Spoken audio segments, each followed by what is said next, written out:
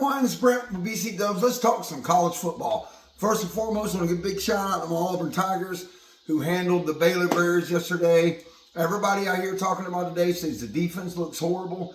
I strongly disagree. Did they look great? No. But at the end of the day, it was the first game on the road, and I don't think Auburn's going to see another team that passes 56 times in a season. I think it was a tough matchup, or 56 times in a game. I think it was a tough matchup for the first game for the DBs, and I think DJ Durkin will get that corrected. Anyway, let's talk some college football today, man. It is Saturday, the first Saturday of the college football season. Week 1 Saturday games. Unbelievable slate today. Let's talk about what we got coming up. We got a few of the marquee games. I'm not going to talk about them all because there's like 86 games today, and I plan on watching some of every single one of them. Tennessee versus Syracuse. We have Ohio State versus Texas, of course. LSU versus Clemson.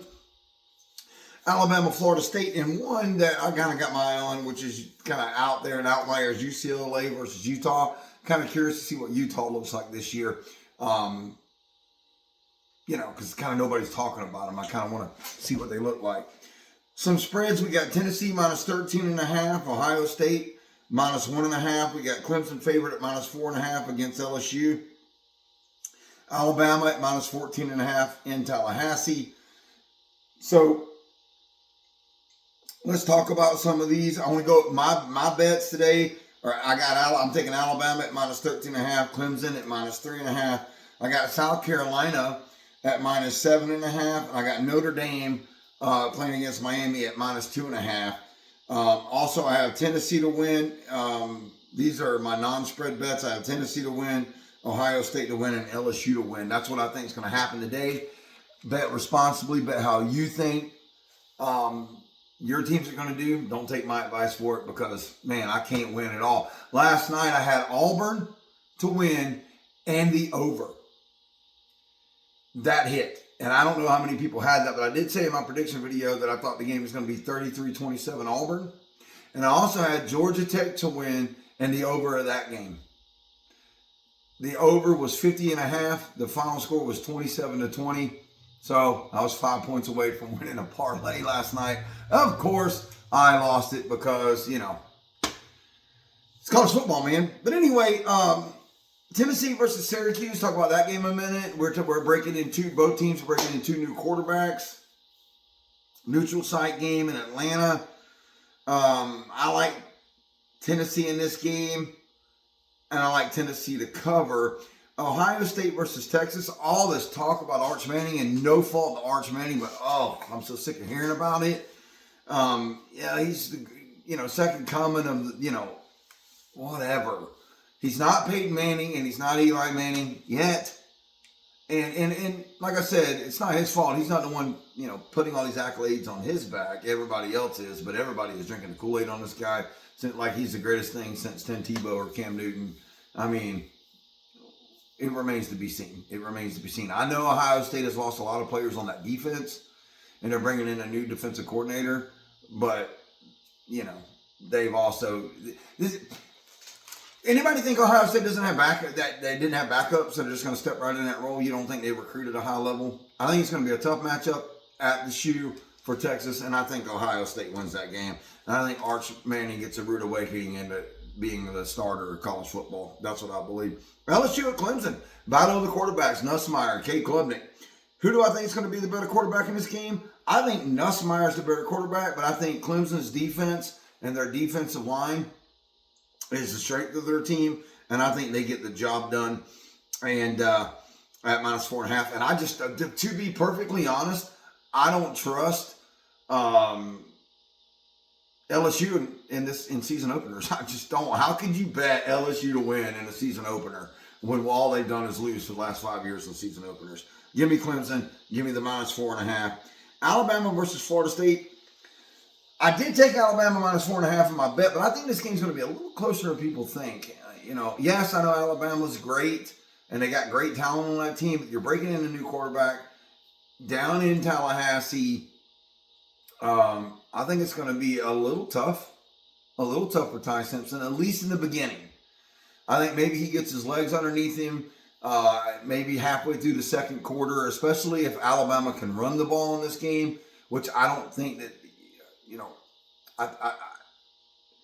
I think they'll be able to do. I think Alabama wins the lines of scrimmage here, but I think this game is tighter than people think, at least early, because of Gus Malzahn calling plays at Florida State. I think he kind of knows the talent level that Alabama has and how to scheme around them, just from his history against them.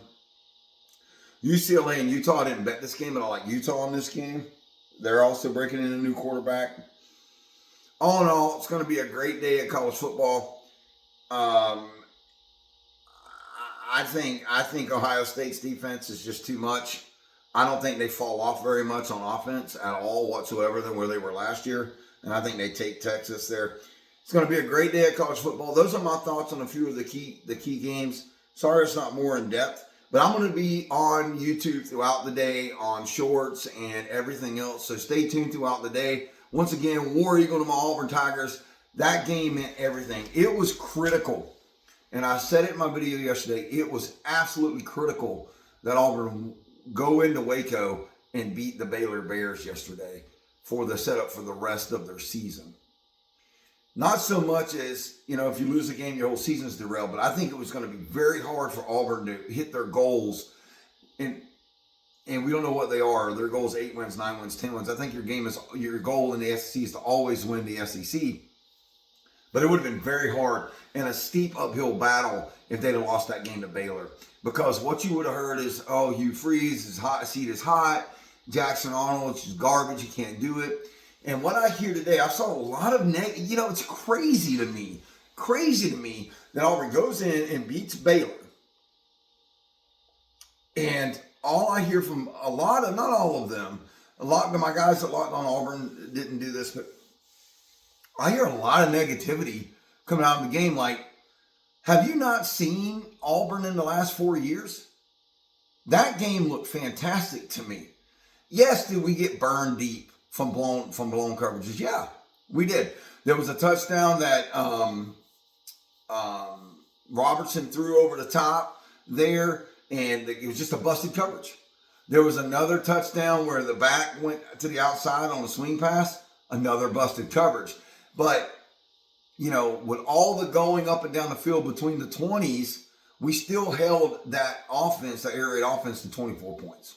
And it seemed like every time that Auburn was about to get to Sawyer Robinson, he'd just throw it up there and there was just somebody there. But I think all in all, I don't think Auburn's going to face another team that throws that much and that is spread out that much this year. Maybe Missouri, but I don't think they're going to throw that much. So I'm not really that worried about it. And then the other negative take that I took from that game that I hear a lot of people saying is, where's his passing game? We got all these weapons on the outside and we just didn't use them as we shouldn't have.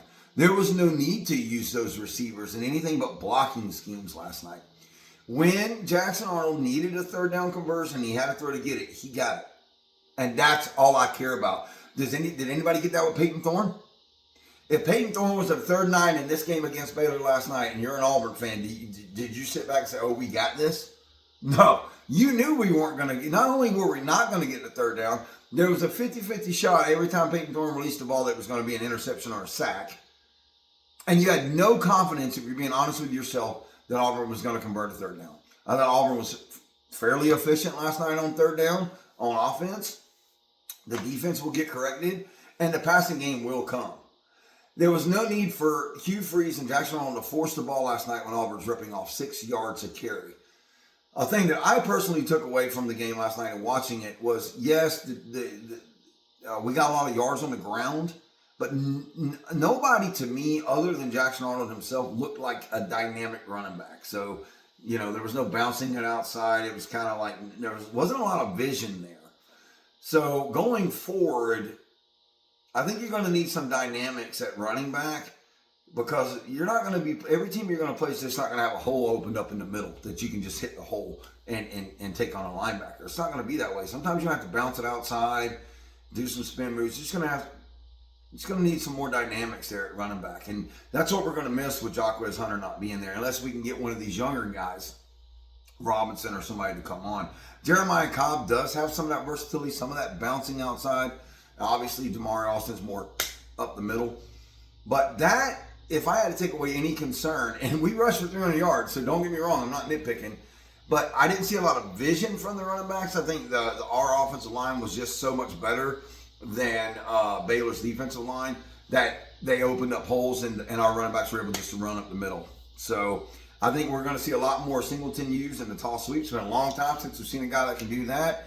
Anthony Swartz ring a bell, and Tyler McCaleb ring a bell, Corey Grant, guys like that. I think you're going to see some of that in this offense. And I do think that the passing game is going to come on. I think in the next 2 games, they're going to work on some of that. And that is one of the reasons why the Baylor win was so important. You get that game under your belt. You go in to win, but you do everything you can. You don't want Jackson Arnold to cost you the game. So you strip down the offense and you power football it. So you can get to your ball states and whatever, so that you can maybe open the playbook a little bit more and say, hey, Jackson, you don't need to take off so much. Let's go through our first and then second read instead of one read, I'm out, one read, I'm out. Because you don't want to get in the habit of that. Because there's going to be games that Auburn plays this year where Jackson Arnold is going to have to sit in the pocket, because you're going to face great defenses and they're going to be stacking the box where he's going to have to deliver the football. And that's coming. And I think that, the 2 games coming up before Oklahoma gives Jackson Arnold an opportunity to feel comfortable slinging it around the field. And, I can't wait for that Oklahoma game. But anyway, thanks for watching. I want to make this short. I got some shorts coming out throughout the day. We're going to be talking right before the big noon games that are coming on today. We're going to be talking all through halftime of those games. We're going to be talking at the end of the noon games. We're going to be talking before the 3:30. We're going to talk college football all day. Thanks so much for hanging out with me and watching this video. Hang out with me the rest of the day on the shorts. Comment down below, what do you guys think? I'll be here watching all day. I'll comment back. And let's watch some college football today on this Labor Day weekend. Man, I can't wait.